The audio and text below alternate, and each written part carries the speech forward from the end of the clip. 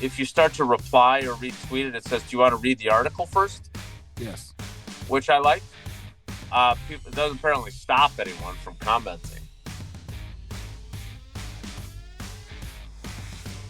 A weekly pulse on all things green and gold with the three-time Wisconsin Sportswriter of the Year, the very animated Jason Wilde. I'm ESPN Wisconsin's Alex Strouf with you. The Green Bay Packers are in first place of the NFC North at 3-1-1 after a victory over the Cincinnati Bengals, and they hit the road, Jack, for the first time after their bye week this week, going to Arizona to take on the Cardinals, though they don't know who they're going to play at quarterback. But the Packers, while the wins haven't always been pretty, they've been wins. With a win over Cincinnati last Sunday. Hi, Jason. How are you? I'm good. How are you? I didn't like that at all. Sorry. What's going on? How are we doing? We're good. We're good. Interesting one this weekend as the Packers head to Arizona. I feel like we're at a space in the NFL, and I've said this a few times this week, where we just don't really have a clear-cut top dog. Feels like there's a lot of good teams, and we don't really know who's great yet. Packers are clearly in that category of 3-1-1, but it kind of feels like anybody can beat anybody right now in the NFL. It feels like parity is extra large this year. Yeah, I mean, look, I would look at this game as a game against the team that's lost 4 in a row by a combined total of 9 points. 2 1-point losses, a 3-point loss, and last week a 4-point loss with their backup quarterback. You know, they're not god-awful. This is not a terrible team they're facing. I know when we hear Arizona Cardinals, for many of the last few decades, we've thought, oh, these guys aren't very good. But this is the kind of game that, again, I don't care how you win it. This is the kind of game that if you are the team you think you are, you will go on the road and find a way to win. And it may be ugly, it may be close, but you're right. They're a first-place team at 3-1-1. And the reason why that's interesting is because, it's like the old, this is way too old of a reference for you, but it's the old Hot for Teacher song by Van Halen. Oh, that's one of my favorites. Tardy. One of my favorite songs of all time. Nice. Well, I don't feel tardy. I don't feel like a first-place team, but they are one, which is, look, they got a lot of things to fix. They've got a lot of work to do. You're right about the parity throughout the league. It's kind of nice, though, because you don't have you're not facing pitchers who have their contracts. They get paid more, just the 4 of them, than your entire team does. So that's the beauty of the NFL.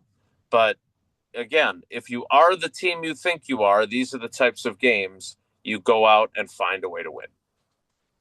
Shortly after the death of Eddie Van Halen, I programmed a 24-hour tribute to Van Halen, the band, on Stevens Point's radio station, WWSP. Wow. Little did you know. Can you do that David Lee Roth split jump that he would do on stage? I'm not going to attempt it right now, but maybe I'll put it at the end of the video once I attempt it. But I don't think I have ample space back here. Well, I'll say this. You're willing to do anything that'll make you look stupid. I respect that about you. I'm doing a donut eating contest with Wally Lukaczynski later today. So, yeah, we're right up there. Yeah. What kind of donuts? I don't know. I don't know what we're getting into over at the Zizzo group here in Milwaukee. So that's a story for neither here nor there. So let's get back to. Well, I like donuts. Come on down. Can you make it by 11:40? I have a question I have to ask Jeff Hafley on behalf of Gabe Neitzel, so I can't miss availability. Well, I guess while we're on that topic, what's that question? Gabe would like to know why there's been so much cushion being given to receivers the last 2 games, when that wasn't really the case early on. So that's the distilled version. I said I'd like a very specific, very clear question, so I don't look like an idiot. I can't get my NFL Plus to work, so I haven't watched back the game from Sunday. Okay. So I guess what he's referring to is maybe on like a 3rd and 4 situation where cornerbacks are lined up, let's say 8 yards behind the line of scrimmage. Yeah. Type situation. Okay. It's a fair question.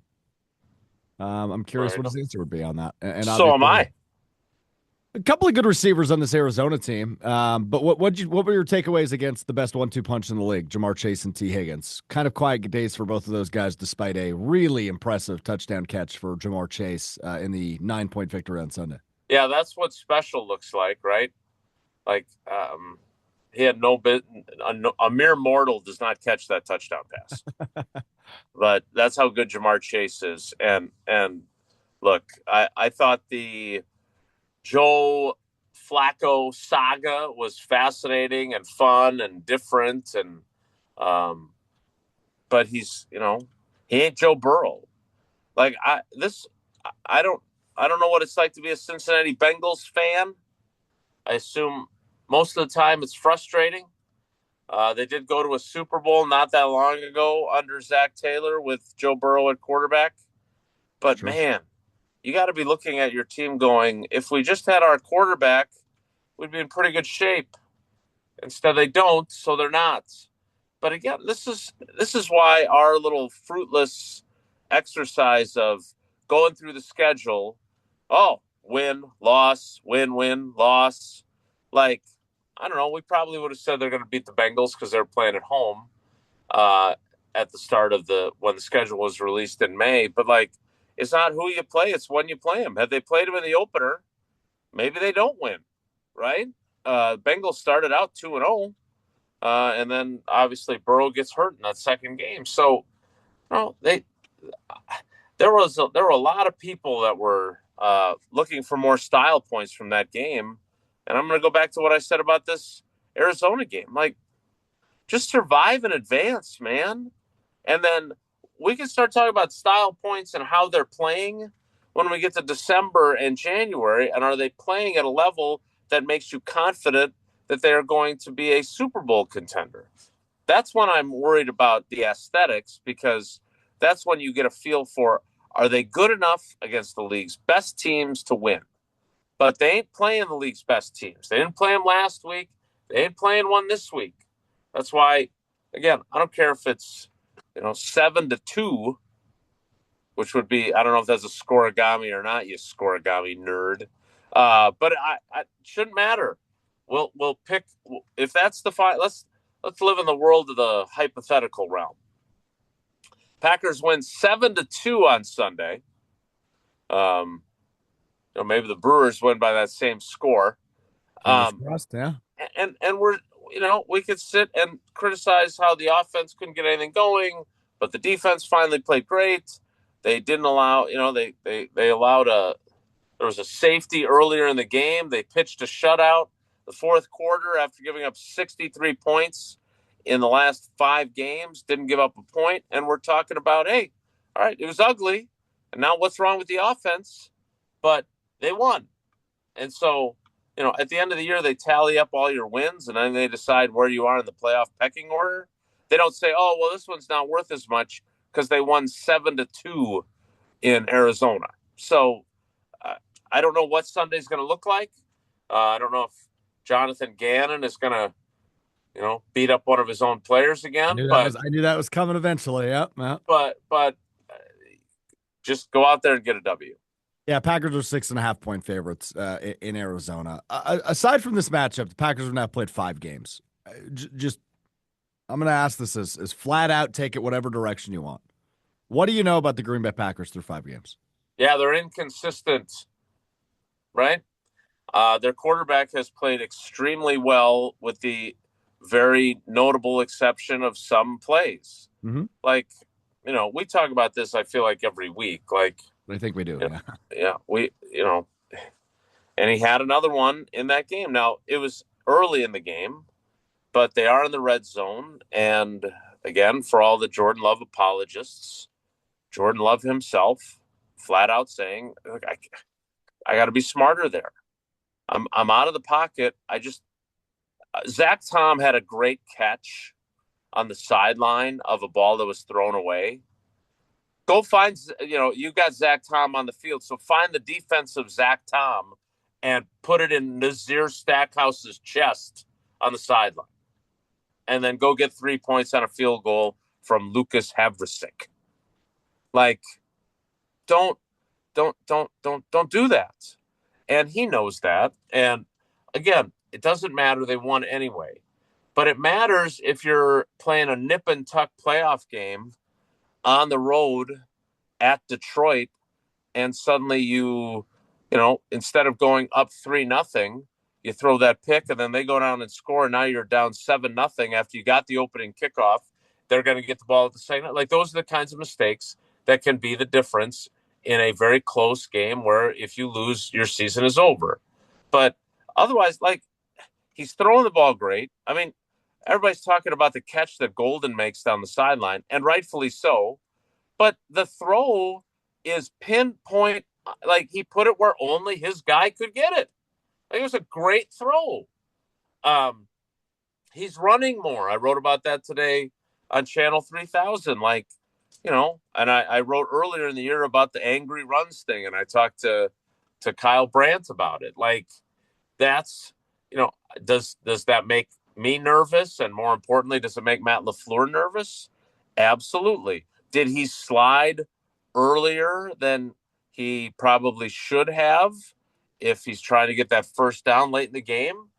Yes, but I think I'd rather have him slide early and settle for a field goal than have him get his head knocked off by an on-rushing linebacker who is clearly closing on him.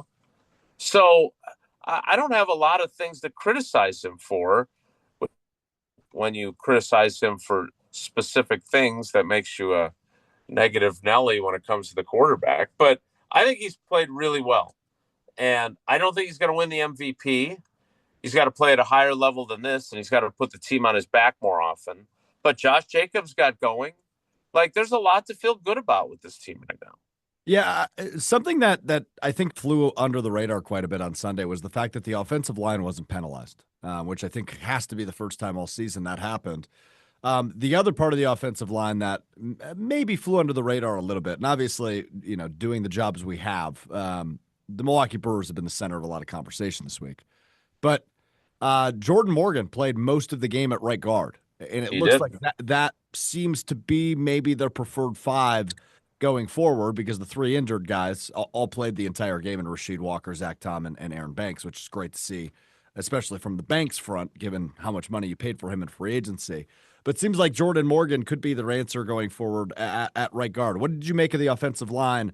And obviously, two thumbs up for me on the no penalties for the offensive line on Sunday. Yeah, I'll be honest, it flew so far under the radar that I didn't even think about that.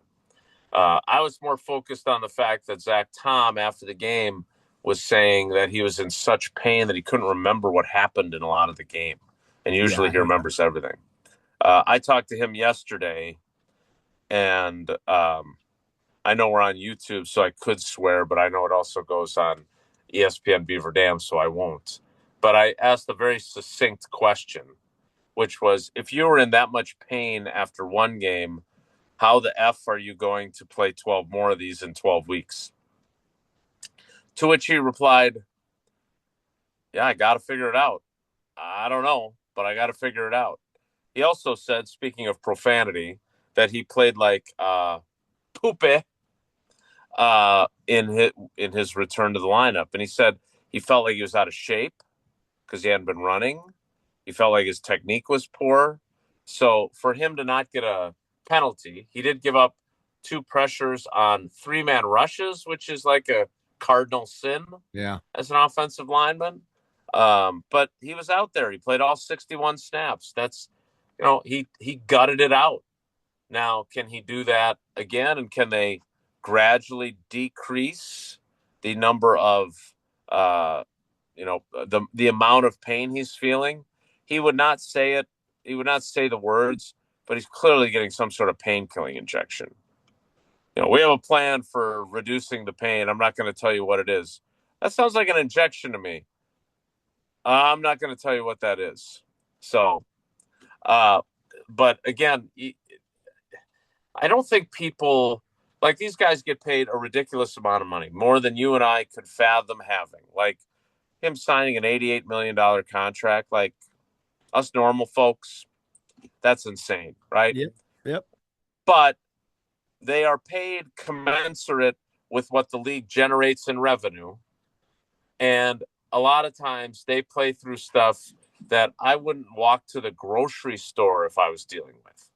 And they're ramming into dudes that are 300 pounds. So, he's got to play better. And as he said, when I'm out there, doesn't matter what I'm dealing with. But their offensive line had a solid game. Their protection was leaky at times, but I think, again, and I said this to Homer and John Anderson the other night, I think the arrow is pointing up at a fairly steep angle right now for their offense. Now watch, they'll go out and score 7 points in a 7-2 win, and then I'll look stupid. But I feel good about where they're at. If they win 7-2, I don't think you'll look anything near stupid. In fact, given how many times you've used that as a hypothetical score today, you'll look like a freaking genius. Yeah, you can't give up that 2-run home run in the 8th right. Cosmetically. Yeah. To Amari DiMercato, exactly. Defensively, seems fine. Still haven't forced that elusive fumble for a team that talked about the ball king all offseason. And I know that's something we've talked about before. We'll talk about the defense as a whole in a moment, but I've seen a lot of commentary around Micah Parsons and the fact that he's being held and it's not being called, and he hasn't been as destructive, maybe the word I'm looking for, as maybe we anticipated. Good word. It's a good word. I like that word. So what are you seeing from the Micah Parsons front? Yeah, I think he's been destructive-ish. Sure. Like one of the most interesting things I heard from LaFleur. So, and I know I told this story. I think I was telling KBN as well. Years ago, McCarthy brought in this. It was this long. It was kind of shaped like the Believe sign here, except it was even longer. And all it had was in the middle a timer at 0.0. And if it got up to 2.5 or beyond, that means the quarterback held the ball too long. Like, that's your target, is 2.5 seconds. Anything beyond that, you're extending the play, you're taking some risk, which, of course, he did it when he had Aaron Rodgers as his quarterback. So there was a fair amount of times when the clock struck 4 or 5 or 6. But Matt LaFleur said that they clocked it from Joe Flacco, and it was more like 2 seconds flat. Okay. Now, again, is a half second in the realm? I mean, think about how many half seconds it requires me to finish a thought. I mean, hundreds. But when it comes to the difference between a sack fumble and just a pressure and the guy getting it out before you get home, that's forever. That's an eternity difference. And so, Micah Parsons has a ton of pressures, but teams, let's give other teams a little bit of credit. Hey, they've got one of the best pass rushers in the league. We should chip and thump and double team him. And then we should probably get the ball out quickly so he doesn't wreck the game. Like, this is now the next step in the evolution of the Micah Parsons project with the Green Bay Packers. How do we get him more productive now that everybody knows that we got him and everybody's seen what he does? Now, on the flip side, I would argue in the last 2 games, there has not been enough of the Micah Parsons tidal wave lifting all the other boats. And that's on the boats. Like, that's their fault. I mean, Rashawn Gary after 3 games had 4.5 sacks. Now, the last 2 games, he has been a non-factor. Mm-hmm. They need him to do more, and he knows that. Like, I'm not saying anything that he doesn't know, but how do you do that? Like, you gotta get more guys, and this idea that losing Devontae Wyatt is the reason. Like, are you better with Devontae Wyatt on the field, pushing the pocket back and collapsing the pocket? Of course you are. Should that be the reason why suddenly now your pass rush has been less than productive? No, it should not. Correct. I agree with that wholeheartedly. What do we make of the cornerbacks thus far? Obviously, a rough game in Dallas for just about everybody on the list. Better game against Cincinnati. Obviously, we mentioned the Jamar Chase catch was just, that's generational talent at work. But what do you make of the cornerbacks through 5 games? Yeah, they got to be better too. But here's the problem: if we're going to sit here and say, well, the quarterbacks are getting the ball out fast, well, then we can't use the excuse that if they're not getting pressure, these guys are having to cover longer, and they aren't good enough to cover because the pressure's not getting there. Like, which is it, right? And I haven't done a deep dive into this, but Nate Hobbs needs to be better for starters, right? Like, again, whether it's fair or not, expectations come with being a free agent pickup that you paid good money to. Whether you're Aaron Banks and Nate Hobbs, whether you're Adrian Amos and Billy Turner, or whether you're Xavier McKinney and Josh Jacobs, who were grand slam, home run, walk off, bombs that left the stadium. Like, those were great. The other two guys to this point, not in that class. But, like, I don't know what I haven't looked at Pro Football Focus. I don't know what Aaron Banks' grade was from Sunday. But again, another guy who hadn't finished a game yet this season. And at least he played. And if they can get those 5 guys healthy enough to play every week together, and they rotate poor Sean Ryan, who they've been trying to replace on a weekly basis for the last 3+ years, then they're going to get better. And by the end of the season, maybe they're a really cohesive unit that really gives them a lot of lanes to run through. And by the way, I was talking to Christian Watson yesterday, and Christian Watson and Matthew Golden at the same time with that Fire me up. speed. Fire me up. And what team in its right mind is going to play single high safety? So you get those guys out there, and now suddenly you should have, because they played a lot of 2-shell with man coverage underneath for Cincinnati over the last week. That's one of the reasons why they ran the ball well. Like, early in the season, they were putting everybody and their brother in the box, and that made it a lot harder. I'm not sure how a question about the cornerbacks led us to commentary on the offense, but we got there somehow. Defensively, professional program. Yeah, that's us. Defensively, tied for 18th in sacks, 31st in turnovers. Yeah, and they'd be last if it weren't for the Jets, right?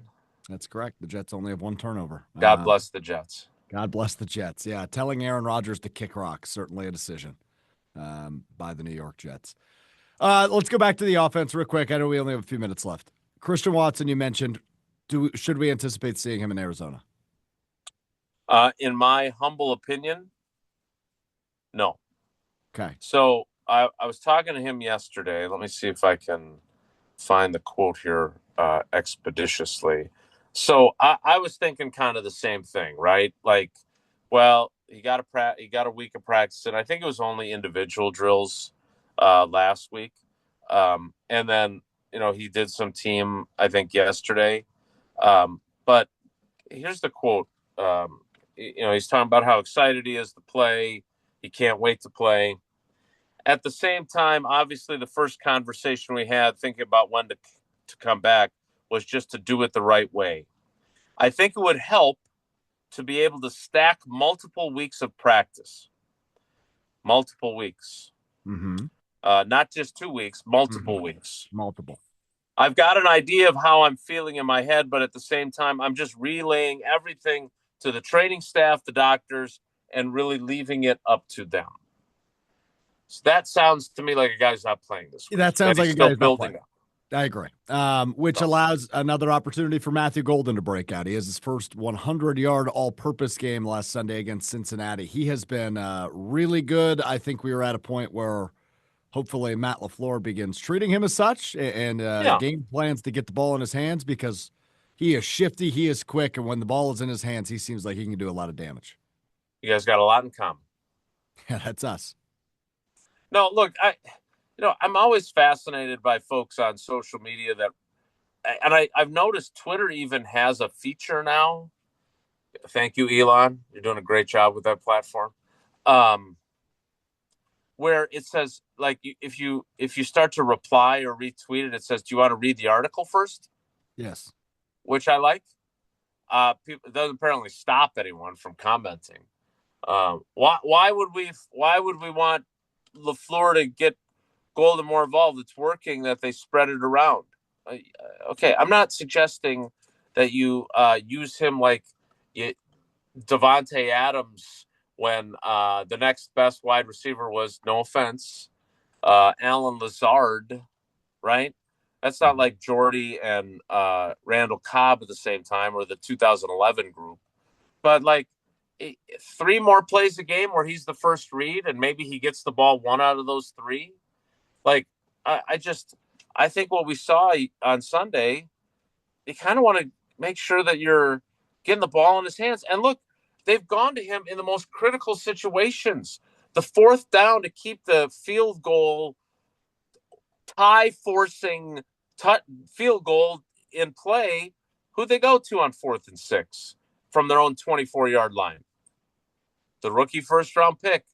Love is moving to his left and throws off balance. Who did he go to get them in field goal range? The rookie first round pick. So like he is different, right? Like you watch him, he ain't Samari Toure, who's a very nice guy, right? That was unexpected. Yeah. Like he's different. And Yes. so I don't think it's unreasonable to say, look, I get what Matt LaFleur does. He should keep doing what he does. I'm not in any way pushing for them to change that aspect of what they do offensively.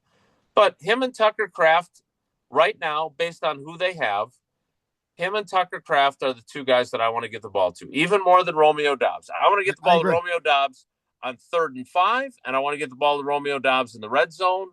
But when I'm between the 20s and I want to get the offense humming, I want to go to 0 and I want to go to 85. I That's love me. that. Yeah, but I totally agree with you. Those are clearly the two guys that should be his go-to guys in those scenarios. And Dobbs has proven his worth in the red zone. He's proven his worth on 3rd down. He's proven his worth as the security blanket. Yeah, he's an important piece. Don't get me wrong. Yeah. But I think there's a chance that Golden could be really special. Yeah. And I agree and with you. I'm not saying throw him the ball 15 times in a game. I'm saying have a couple plays where he's the first read and that maybe gets him the ball 1 or 2 more times. Naturally, as we approach the trade deadline, a lot of rumors swirling. I don't anticipate the Packers trading out anybody. Kingsley Enagbari is a name that's popped up. Romeo Dobbs is a name that's popped up. You don't anticipate them trading any of those guys, right? So I saw did someone of actual like renown suggest that they've been getting calls on Rashawn Gary? Tausch sent me like a tweet from somebody, but I don't know who I this saw is. it from Underdog, the Underdog fantasy account. Um, so I don't know what to make of that, but yes, I did see that as well. Like again, there's part of me. But here's the thing, Jason. There's a difference between receiving a call and actually fielding calls. Right. But if you receive a call and you get an offer that gets you, say, a 2nd-round pick, you've traded away your 1st-round picks each of the next 2 years. You don't think Goody wants to accumulate more picks? Of course he does. Also, do you think that maybe after paying Micah Parsons, he wouldn't mind getting Rashawn Gary's contract off his books? I'm not saying that's not possible. I guess I'm more in the camp of why would you mess with something that's working? Correct. And what I would say is if you kind of circling back to what we were saying at the beginning of the show, um, if you are the team you think you are, you go into Arizona and find a way to win. If you are the team that you think you are, you keep the band together. Yep. I mean, you don't trade Josh Hader at the trade deadline.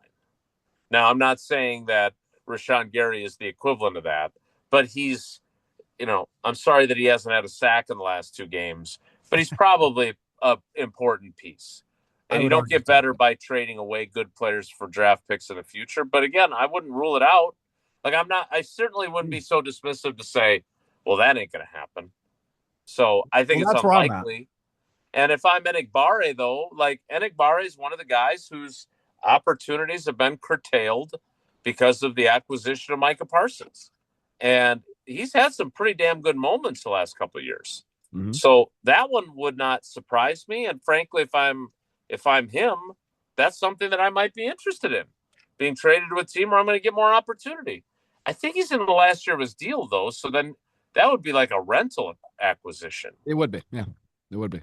Yeah, so we'll see. But that's not for a couple weeks, but I'm sure we'll talk more about that next week. Are you going to Pittsburgh next week? I'm not. Oh, I was hoping you were. There's a lot of people with a lot of things on their plate, and I have not like really discussed it with the people that would make those types of decisions. Sure. So, you know, that's okay. I as much as here's the thing that I would be really irritated about.